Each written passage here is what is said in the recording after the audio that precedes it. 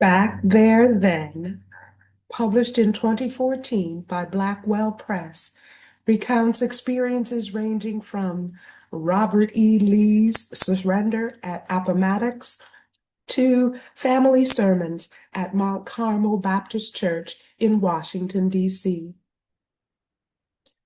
UCLA history professor Robert A. Hill says of this 180-page book that the memories contained herein lay bare for us a world that shows clearly what is possible when a people take responsibility for their lives.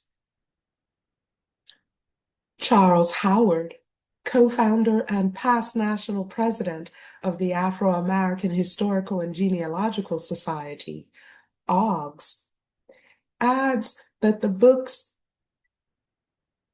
adds on the book's back cover that, in a sense, we are who our parents made us. Linda Crichlow White adds notes to and organizes family history work by her mother, Marietta Stevens Crichlow, in order to create this compilation book. The mom is a 1941 Howard University graduate, and she started researching and writing this genealogical memoir in the 1990s. White discovered the manuscript in 2009 while preparing for her mother's 90th birthday and brought it to fruition.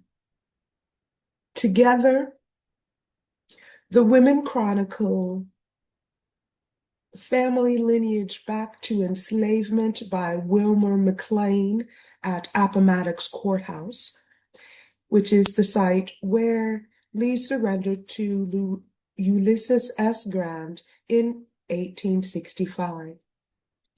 Various other family locations include Nelson and Amherst counties in Virginia and LaDuarte Park and Petworth in DC.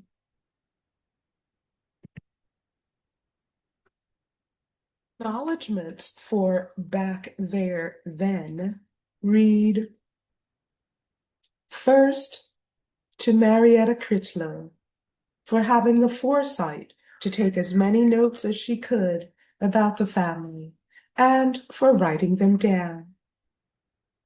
Thanks to cousin Carolyn Brown for saving and sharing the Lynchburg portion of the Glover, Garland, and Brown families. Thanks to cousin Donna Crichlow for sparking the family's interest in Cyril Critchlow's connection with Marcus Garvey. Thanks to Professor Robert Hill for eagerly following up with our family and then sharing information about Cyril Crichlow that is in the Marcus Garvey archives at UCLA. Thanks to cousin Conetta Simmons Alexander, a certified genealogist, Lois Simmons Benson, and Alfonso Allen for assistance with the Crichlow Warnock Simmons part of the story. Thanks to Vernestine Laughinghouse of Absolute Organizing Solutions and Jody Alsay of Picture Perfect Organizing for their assistance with organizing all the letters, photos, and other stuff. Thanks to Nicholas J. Kirsten, librarian historian of the Seventh-day Baptist Historical Society in Janesville, Wisconsin, who provided much information about Cyril and Lillian Crichlow and their work with the Seventh-day Baptist. Thanks to the other librarians and archivists who helped or inspired. Christopher Ernan at the Library of Congress, John Muller at DC Public Library, and Dr. Ida Jones of the Howard University Moreland Spingarn Research Center. Leslie Anderson of the Alexandria Public Library, and Midge Elliott of the Amherst County Museum and Historical Society. Thanks to the Afro-American Historical and Genealogical Society, D.C., Prince George's County, and national chapters for the instruction and inspiration. Thanks to Gail and Kay Hansberry for helping to review the manuscript in its various stages.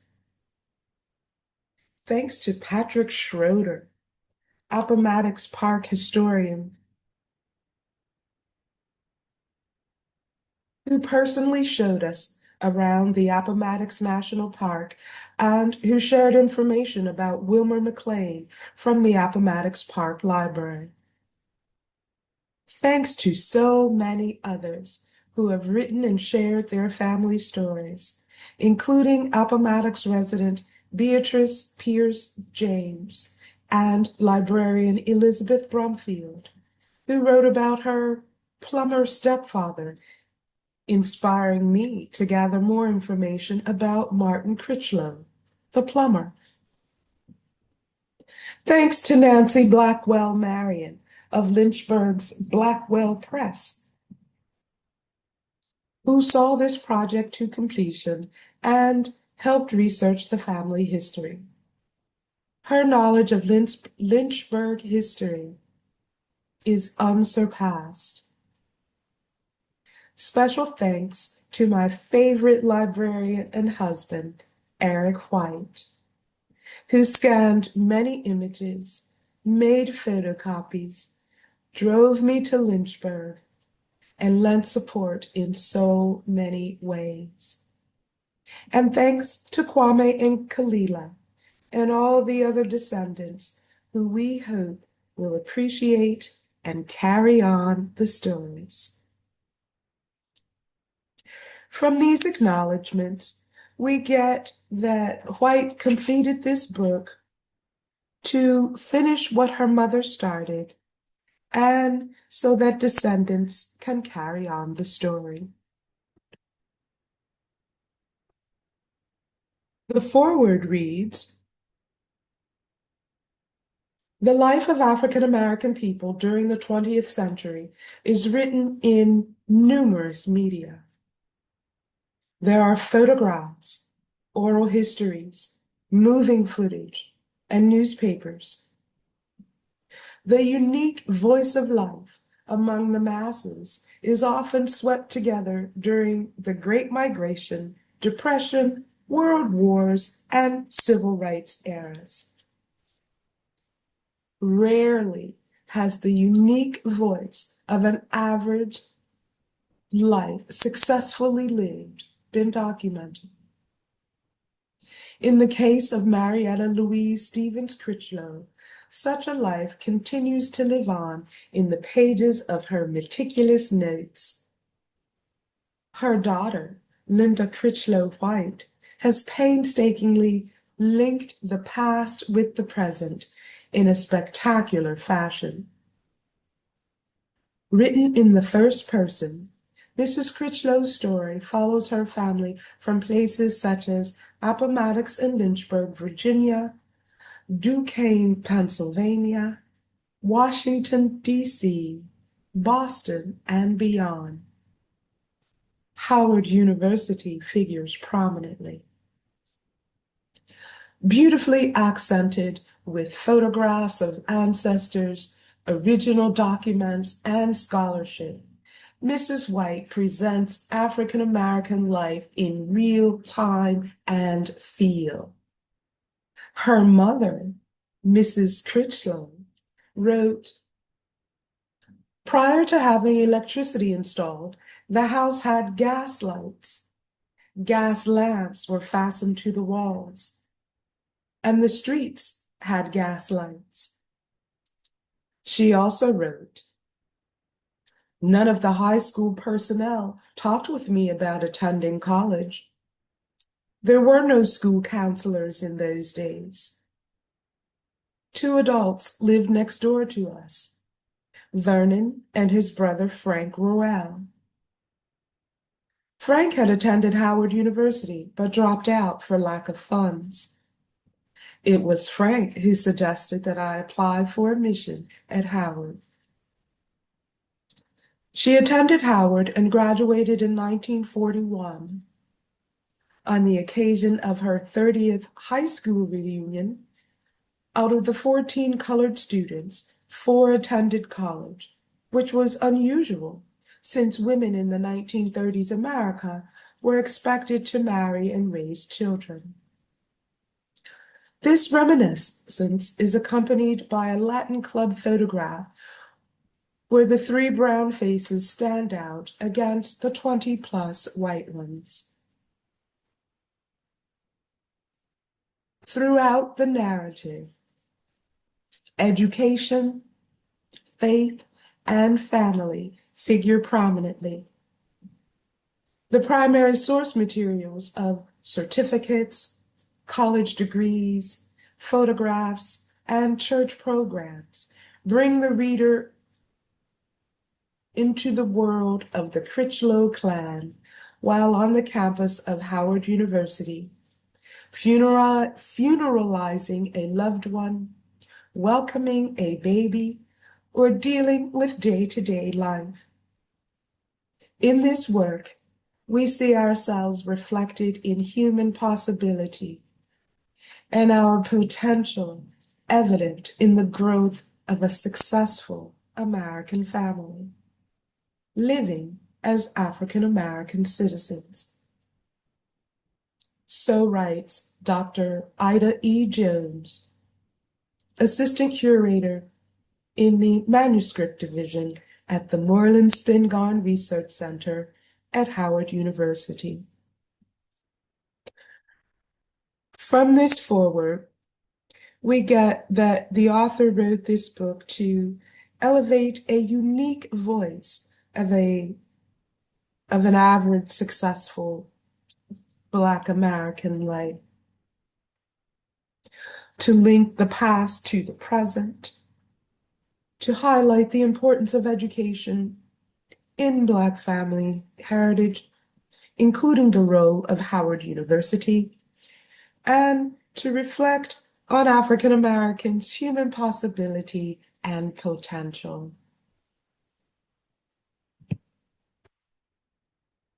This of Back There Then reads as follows. This document was substantially written by Marietta Stevens Crichlow in the 1990s. It was quote-unquote discovered in 2009 while planning for Marietta's 90th birthday celebration as Linda was looking through Mom's voluminous cache of photo albums and other memorabilia. Mom had diligently typed her memories of family members and events and bound them in a loose leaf binder with Xerox copies of photographs, but no page numbers or index. A couple of years later, and with the help of professional organizers, I found the originals to most of the copies and scanned them for a more professional look. The history of African Americans continues to unfold. Regrettably, we have too often been depicted as slaves, drug users, good timers, and rabble-rousers in various states of subjugation, deprivation, misery, and squalor. Linda believes that Marietta and our extended family represents the majority of African Americans, and that we fit into none of the aforementioned categories. Our ancestors have been hardworking, self-supporting people who believed that God was their salvation and whose lives, in most cases, centered around the church. Indeed, many of the family members have been ministers and include Baptists, regular, Seventh-day Adventists, Seventh-day Baptists, and AMEs, African Methodist Episcopal. And there have been various other beliefs. Mom collected and saved so much family memorabilia. In some ways, too much stuff. But the saved news articles, funeral programs, and letters help weave the stories. Memorabilia found among aunties, mom's sister Edna McIntyre's, and cousin Connie's possessions have also added to the stories. Post-1990s, when Marietta wrote most of this, Linda learned more about the family due to a few noteworthy events. 1. In 2004, first cousin Donna Crichlow Googled our grandfather's name and discovered volumes of stuff about our grandfather Cyril. She subsequently contacted Dr. Robert Hill, professor and archivist of the Marcus Garvey Archives at UCLA. We all had heard that Cyril had worked with Marcus Garvey, but never knew the extent of his involvement until this time. Our grandfather had actually been Garvey's resident commissioner in Liberia. More about this in the section on Cyril Crichlow. Number 2, in 2006, I agreed to help manage the care for Mom's then 92-year-old cousin, Constance Glover Bruce. This required us to clean out her house at 444 Manor Place. Photos and documents there enabled us to learn more about the Glover and Bruce families. Connie's mother, Aunt Goldie Glover Bruce, had purchased the house in 1945, so there was an over 30-year accumulation of letters and memorabilia. Number 3, in 2010, Auntie Edna McIntyre moved to an assisted living facility. In preparing for her move, we found much family memorabilia in the apartment where she had resided for 50 years. A trip to Lynchburg, Virginia, and discussions with Mom and Auntie's cousin Carolyn Brown revealed more information. That was number 4. And number 5, a trip to Boston and Cape Cod, Massachusetts, and conversations with cousin Lucy Cromwell provided more information about the Glovers. And number 6, when we organized Mom's memorabilia, more questions and answers came to light. With this new information, new facts were revealed. So Linda's taking the liberty to add comments to Marietta's manuscript in the sidebars. It is hoped that eventually other family members will expand upon this information and add their own or their immediate family members' personal recollections. Most of this manuscript was written by Marietta in the 1990s. Instead of changing the tense, much of the material has been left in the present tense, including the mention of some now deceased people. See the notes section at the end of the book for updates on the narrative. We hope this is not too confusing. Whenever Mommy tells stories of the past, she usually begins with back there then. So writes Linda Crichlow White in 2014.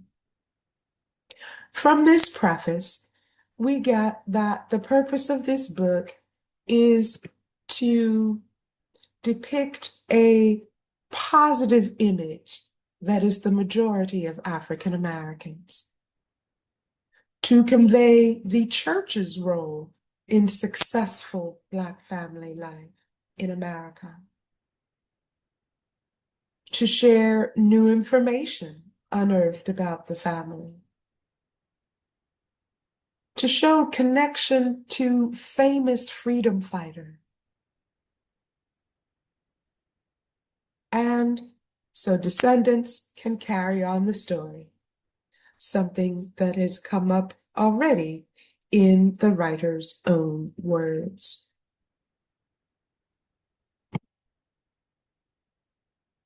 Marietta's introduction to this book reads,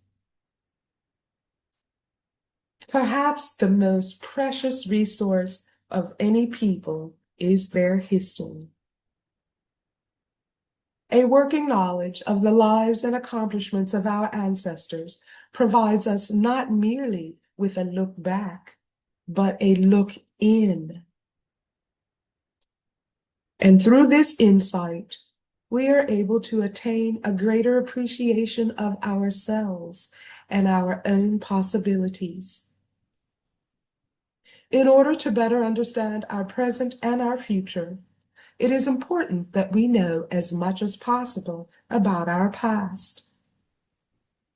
This process involves reading, research, and talking with those persons who remember events from the past that occurred during their lifetimes, and which, for me, has been a very delayed process, putting it all together in an understandable format.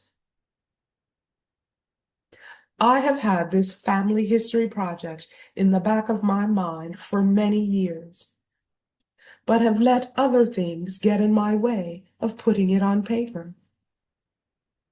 I have letters postmarked of more than 30 years ago that I received in reply to my inquiries about the family.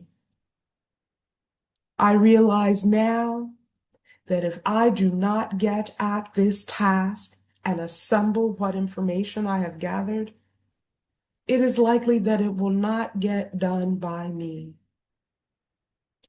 It would probably be difficult for anyone else to make sense of my notes.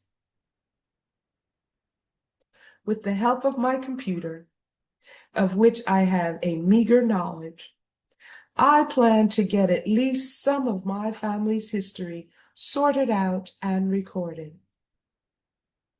It should shed some light on my forebears, and some of it might be interesting to the younger ones coming along.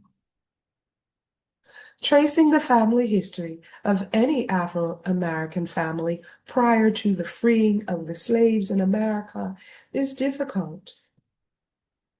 Some determined and conscientious writers have spent months and probably years searching their family history, as did Alex Haley, who traveled to Africa and talked with Griot there to obtain information for his excellent book, Roots. Griot are African storytellers who remembered the stories of family histories of the tribes. The television production of Roots in 1977 was the most watched program at that time. I had the privilege of working with Alex Haley's sister-in-law, Doris Haley, at Sharp Health School. She taught English there. I've been able to gather pictures and bits of information of my ancestors who lived in the late 1800s, but little or nothing of what occurred in the family during slavery. We have been told that wave after wave of immigrants stepped onto the shores of America in the early 1600s. History books tell us that the first Negro slaves were brought to America and landed in Jamestown, Virginia in 1619. On the return trip from Africa, the slave traders sometimes stopped and dropped off Africans in the Caribbean islands. These slaves were often put to work on the sugar plantations. The sugar was made into rum, and on the return trip to Africa, the traders would pick up the rum. The slaves would then be traded for the rum, often making the Africans drunk before loading them tightly onto the ships, bringing them to America. This became known as the Triangle Trade. Over the years, much was done by the slave owners to discredit Africans and their history, and to wipe out whatever progress Africans had made in the continent. On coming to America, the Negro families were separated from their relatives and sold to different slave owners in various locations. They were treated more like animals than human beings. Many slave owners had children with their female slaves, but disowned the children. For this reason, much of the lineage of Negroes has been mixed up, not recorded, and generally lost. In recent years, the newspapers have reported that DNA samples have proven that President Thomas Jefferson had children with his slave Sally Hemings. It was probably a widespread habit during slavery for white slave owners to take advantage of the slaves in any way they saw fit. During the years that slavery existed in the United States, and for a long time afterward, people with African ancestry were called Negroes. White people had a lot of trouble spelling the word with a capital N. Many called the slaves niggers or nigras, a demeaning term if whites said it. Sometimes a friendly term if Negroes said it. Queer, yes, but true. The National Association for the Advancement of Colored People, NAACP, was organized in 1913, and soon many Negroes began to be called colored. During the civil rights movement that began in the 1950s and escalated in the 1960s, Stokely Carmichael, one of the young leaders of the movement, coined the term Black Power. Since then, the words Black,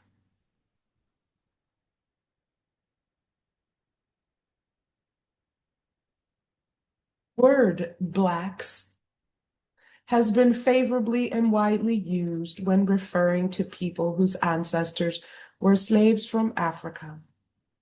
Some people, as well as myself, have a problem using the word Black to describe our race. Due to widespread miscegenation, the majority of colored people in the United States are not Black of color. Most are shades of brown to very light complexions. Some are so fair that to look at them, no one would know they had African ancestry. But as the saying goes, one drop makes you whole. Over the decades, many fair-skinned people crossed over and disowned their Negro ancestry so that they could obtain better treatment and better job opportunities. This practice became known as passing. Shirley Taylor Hazlitt, the author of the book The Sweeter the Juice, tells about this passing in an interesting way. Recently, a Black journalist wrote that she had visited Somalia, Tanzania, and some other areas in present-day Africa. His personal conclusion was that although the slaves were treated horribly, he was thankful that his ancestors had come over on the boat and were brought to America because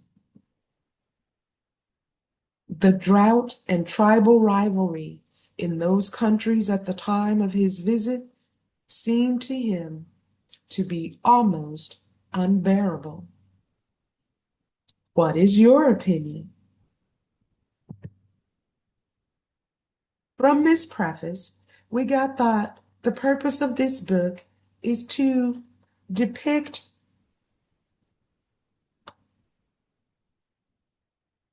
is to share a precious resource to spur knowledge of self and possibilities because of running out of time, because she's the only one who understands the notes, so that descendants can carry on the story to demonstrate multi-ethnicity and to convey gratitude for American heritage.